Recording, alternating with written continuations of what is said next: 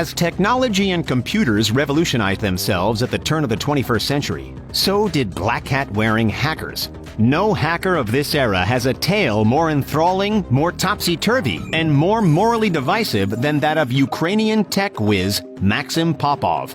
After voluntarily turning himself over to the authorities and picturing a free life in America as a security expert, the FBI blindsided him. Then, following years of collaboration, jail time, and FBI success stories, Maksym threw a curveball of his own, taking an innocent agent down in the process. His targets bled millions, and his schemes were so widespread and intricate that even the top detectives remained fooled. Turns out that this mole was never really a mole. As a youngster growing up in the Ukrainian city of Zhytomyr, 2 hours west of Kiev, it didn't take long before Maksym Popov was finding his feet in the computer world. He'd mastered the technical basics by using the school computers. While Americans were learning on the IBM XT, Maksym was developing his skills on a Kiev-based company clone called the Poisk One.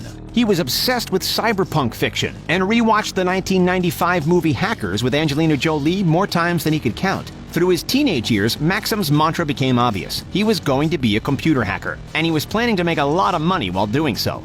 It wasn't until Maksym's father bought him his very own PC as a 15-year-old that he could put his fascination and vision into practice. Legitimate tech jobs were few and far between, while computer-savvy young programmers were aplenty. This imbalance led to hordes of young hackers, with Maksym Popov at the core. While not the most technically talented hacker out there by any means, Maksym combined the skills he did master with a social edge. He had an insatiable talent for manipulating people.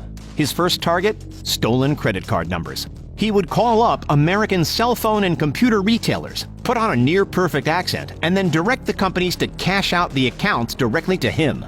This worked like a charm for a while. However, retailers eventually saw a pattern emerge with Eastern European shipping addresses, so the opportunities dried up. From there, it was a transition into the extortion game. Working with a crew, Maksym would break into well-known American-based companies' digital frameworks, steal their data, and then approach them with an offering. Credit card data from 38,000 customers of eMoney, a former electronic payment provider, now sat in Maksym's pocket. Then another 16,000 dossiers of personal information were ransacked from Western Union. With this data at his disposal, Maksym contacted the companies and offered to put a stop to the intrusions and destroy the stolen information, on one condition: they hire him as their security consultant, which typically came with fees of anywhere between $50,000 and $500,000 American dollars. eMoney didn't just sit back and allow themselves to be taken advantage of. They were secretly in contact with the FBI while the whole ordeal was going down, and were stringing Maksym along as the authorities added to their pile of investigative material. Meanwhile, tensions in Zhytomyr were rising, as was the threat of violence. So Maksym formed a bold idea: to move to America, turn himself in to the FBI voluntarily, take a slap on the wrist as punishment, and work in tandem with the authorities as a computer security expert, rather than work against them. Then he could transition into his own internet startup company and bring in the big bucks. He'd been in contact with the American authorities up to this point, and they were on board, coming across as friendly and cooperative. He did get on the plane to the US, and he did intend to work with the FBI, but they had other ideas. As soon as he set foot on American soil, it was clear that the arrangement had been altered, and there was nothing that Maksym, an admitted criminal, could do. The FBI threw Maksym into a small isolation room. They presented a choice. Option A: Maksym could become an FBI informant, working around the clock to lure his former criminal partners into a sticky FBI trap. Or Option B: Maksym could go to jail. Without much wiggle room, he cooperated with the FBI over the next 24 hours in a test environment. They instructed him to talk to his friends in Russian online chat rooms while the FBI monitored every message. However, Max was only pretending to cooperate. In reality, he was interweaving Russian colloquialisms into his messages to warn his associates that he was now an American government mole. 3 months later, the translations made their way onto the desks of the FBI agents, who quickly realized that they, this time, had been played for fools. Maksym was taken out of his safe house and thrown into a small county jail to face charges for his past cybercrimes. While all of this was taking place, computer hacking in the wider world was only increasing. The volume of spam and phishing emails was increasing. Credit card fraud was escalating.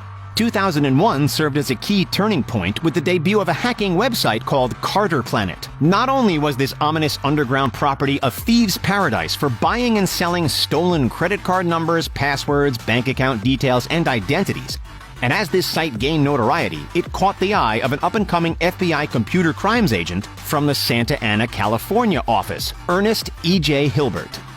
Agent Hilbert was well aware that having a native Russian speaker and experienced cyber thief on his side could be the masterstroke that could unravel this entire website and bring in far more seasoned cybercriminals. So in order to sway Popov to join FBI's so-called intelligence-gathering mission, Hilbert needed to do two things. One, assure him that this time, the FBI was not intending for Popov to rat on his friends.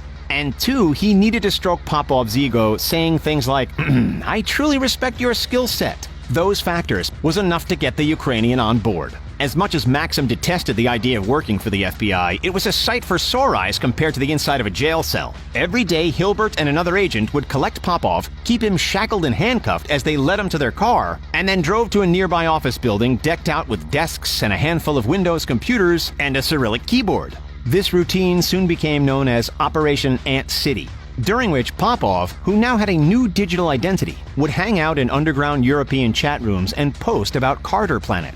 In the eyes of the digital underworld, this guy was a big-time Ukrainian scammer who wanted nothing more than stolen credit cards and lots of them. Popov's first scalp was a mysterious Ukrainian hacker known only as Script. The pair spoke online, eventually agreeing on a deal. This mystery hacker named Dennis Pinhouse, who was actually Maksym Popov working with the FBI, would buy $400 worth of stolen credit card numbers from Script, and Script would send them to California. But by mailing the contraband out of the Ukraine onto U.S. soil, Script committed a federal crime in U.S. jurisdiction, which helped persuade Ukrainian police to arrest him.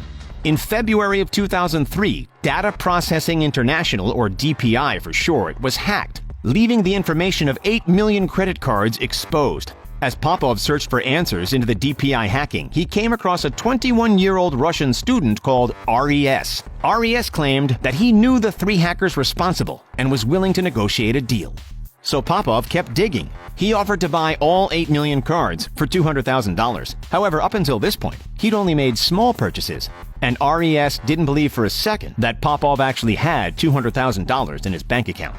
Fortunately, Agent Hilbert came up with a solution. He, Popov, and an entourage of FBI agents were shuttled to a nearby bank that had agreed to cooperate with the scheme. In a hidden back room, bank staff brought out $200,000 in $100 bills from the vault and placed it on a table. With cameras rolling, Popov rifled through the wads of cash and explained in phrases in Russian which translated into things like, "Look, I'm showing you the dough and I'm showing it to you at point-blank range." The video worked like a charm. Popov knew that all Eastern European hackers really wanted was a job. As a thank you gesture for completing the deal, Popov directed RES to apply for a company that Popov allegedly worked for, which was fake and set up by the FBI, of course. RES applied using his real name. And just like that, the FBI had all it needed. In total, the operation had removed 400,000 stolen credit cards from the black market and alerted over 700 companies that they'd been breached by Eastern European hackers, adding up to millions of dollars worth of foiled scams. Throughout all of these ploys, Popov and Agent Hilbert developed a rather strong bond. On one Thanksgiving day, rather than spend another 10 hours solving cybercrimes, Hilbert surprised his hacker with a projector, a Lord of the Rings DVD, and a complete Thanksgiving meal. They trusted one another. After 8 months behind bars and working on Operation Ant City, Popov was released. The FBI rented him a place on the beach in Santa Ana, but he couldn't adjust to life in suburban California. So a judge granted him permission to visit Ukraine, provided that he returned to California shortly after to serve out the remainder of his supervised release. Agent Hilbert drove Popov to the airport and said goodbye, knowing full well that he wouldn't see the cunning hacker again. Taking advantage of the strong relationship that the pair had formed, Popov began feeding Hilbert a steady stream of tips on the basis of good faith while back in Ukraine. One of these tips led Hilbert to a Russian hacker gang called X.25. This group had hacked companies like AT&T, but also hacked the FBI itself. Thanks to Popov's help, Agent Hilbert had found the man responsible, an engineering student in St. Petersburg named Leonid Idol Sokolov. Hilbert got Sokolov to admit the wrongdoings, but then it fell apart in an instant. In reality, these good faith tips were part of a larger plan, a black hat plan. Popov was working together with X.25 and Sokolov. X.25 would hack, and then Maksym would come in and save the day, for a hefty fee at the company's expense, of course.